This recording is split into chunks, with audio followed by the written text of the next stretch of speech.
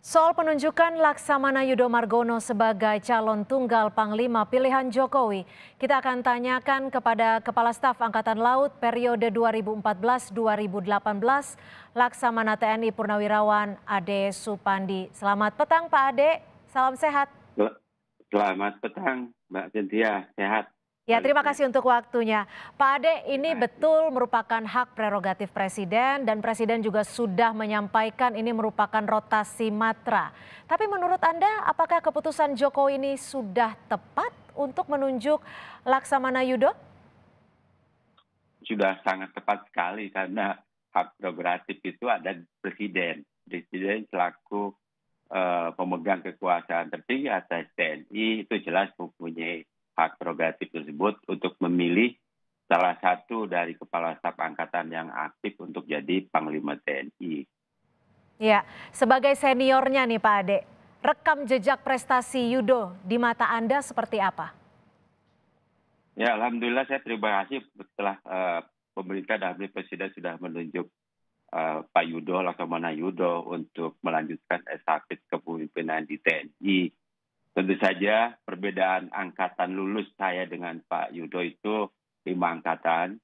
Saya tahun 83, Pak Yudho tahun 88. Oleh sebab itu ada hubungan yang sangat intensif antara saya dengan beliau. Karena beliau masuk tahun 88, 89, saya waktu itu juga di lingkungan satuan yang sama dengan Pak Yudho berada. Ya, Kemudian jadinya juga, terkait dengan prestasi Anda bisa menyatakan sudah cukup matang seperti itu ya Pak Ade? jaminan saya adalah memang pada saat Panglima Armada Timur, Pak Yudho itu 2 kali menjadi komandan satuan. Kemudian selama saya menjabat Kasat, menaikkan tingkat menjadi perwira tinggi itu adalah zamannya saya menjadi dalam tambah 1. Kemudian sebelum saya pensiun saya berikan jabatan sebagai Panglima Armada karena saya melihat bahwa Yudho bisa melanjutkan kepemimpinan kelak nanti pada saat waktunya menjadi Kasal, dan memang kenyataan beliau menjadi Kasal. Dan saya sangat bangga sekali kalau kemudian Pak Yudho mendapatkan suatu anugerah dan kepercayaan pemerintah untuk menjadi Panglima TNI. Ya. Oleh sebab itu prestasi beliau itu tidak saya ragukan. Baik, Pak Ade, yang menjadi cita-cita bangsa ini termasuk cita-cita Presiden Jokowi adalah menjadikan Indonesia sebagai poros maritim dunia. Tapi kita tahu kalau bicara poros maritim dunia ini ada pilar-pilar yang harus dipenuhi. Salah satunya diplomasi maritim, ada juga pengembangan infrastruktur maritim, ada juga pertahanan maritim. Apakah menurut Anda Pak Yudho mampu untuk memenuhi kebutuhan ini? Tentu saja masa jabatan sebagai Kasal itu sebenarnya sudah saya amati adalah melanjutkan pondasi-pondasi ataupun perencanaan yang dulu saya memang kritis. Artinya apa? Bahwa poros maritim itu tetap harus didukung oleh angkatan laut sepenuhnya. Baik itu dalam rangka infrastruktur maupun diplomasi maritim. Termasuk juga diplomasi maritim adalah menyelesaikan masalah-masalah konflik perbatasan.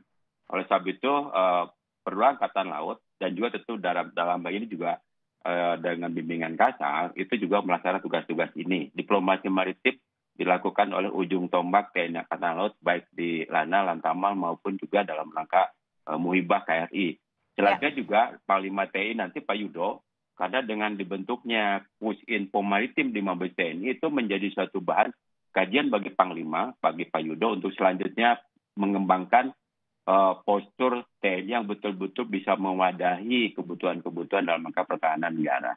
Baik, Pak Ade, ini kan hampir dipastikan sebelum reses DPR fit and proper test kepada Laksamana Yudho Margono akan dilakukan kemungkinan besar pekan ini.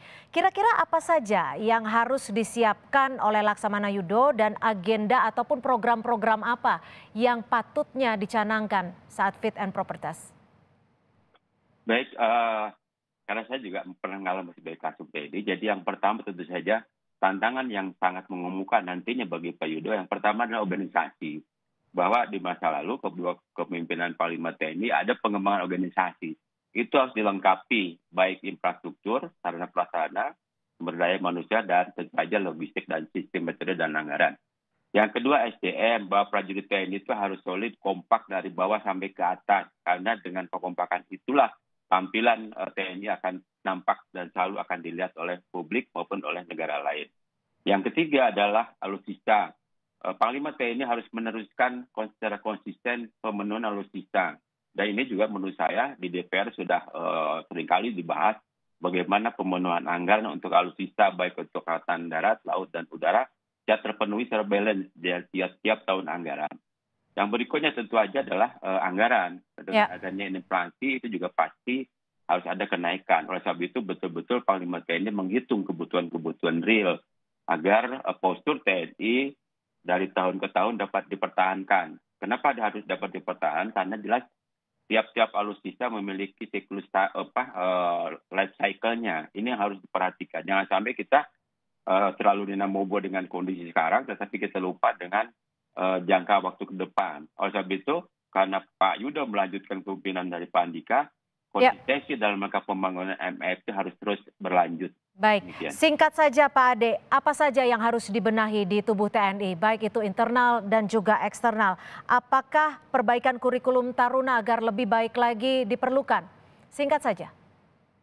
Yang pendidikan pasti harus dipenuhi, karena bagaimanapun juga saya mendapatkan prakata dari senior bahwa kehidupan TNI dalam alam demokrasi kekinian itu harus tercermin dalam kurikulum pendidikan. Berikutnya juga dalam networking pada saat dinas itu juga harus betul-betul terjalin baik.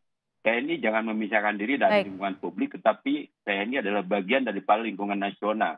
Oleh sebab itu secara institusi juga harus punya hubungan baik dengan kementerian, dengan institusi dan lain sebagainya, sehingga selaku komponen utama pertahanan negara betul-betul eksistensinya akan terpelihara. Baik, artinya ada yang harus dibenahi dan ada juga yang harus diperbaiki. Terima kasih Laksamana TNI Purnawirawan Ade Supandi, Kepala Staf Angkatan Laut periode 2014-2018 sudah bergabung bersama kami di Kompas Petang. Selamat petang, Pak Ade. Selamat petang.